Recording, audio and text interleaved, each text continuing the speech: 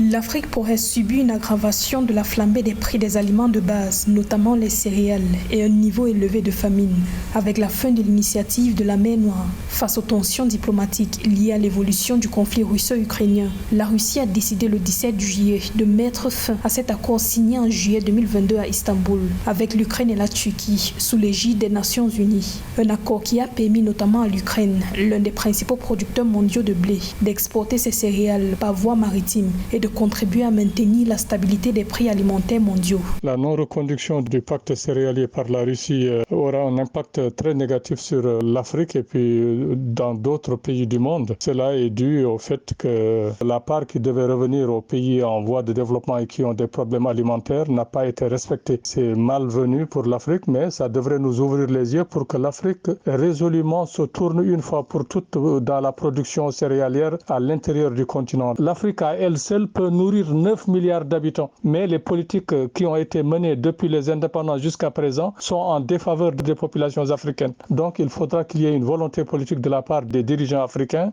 La sécurité alimentaire mondiale est de nouveau menacée avec cette décision de la Russie de mettre un terme à l'accord sur la mer Noire qui permettrait l'exportation des céréales russes via les ports ukrainiens. Selon les Nations Unies, cette initiative a assuré le passage en toute sécurité par les ports ukrainiens de plus de 32 millions de tonnes de denrées alimentaires. À travers cet accord, le Programme alimentaire mondial a également expédié plus de 725 000 tonnes pour appuyer les opérations humanitaires, soulageant ainsi la faim des millions de personnes dans certaines régions les plus durement touchées par ce conflit, notamment la Corne de l'Afrique, l'Afghanistan et le Yémen. L'initiative de la mer Noire ainsi que le protocole d'accord visant à faciliter les exportations de produits alimentaires et d'engrais russes ont été une bouée de sauvetage pour la sécurité alimentaire mondiale et une lueur d'espoir dans un monde troublé. Je regrette profondément la décision de la Russie de mettre fin à la mise en œuvre de l'initiative de la mer Noire, notamment le retrait des garanties de sécurité russes pour la navigation dans la partie nord-ouest de la mer Noire. La décision portera un coup dur aux personnes dans le besoin partout dans le monde. L'ONU estime que l'initiative de la mer Noire a contribué à réduire les prix des denrées alimentaires de plus de 23% depuis mars 2022.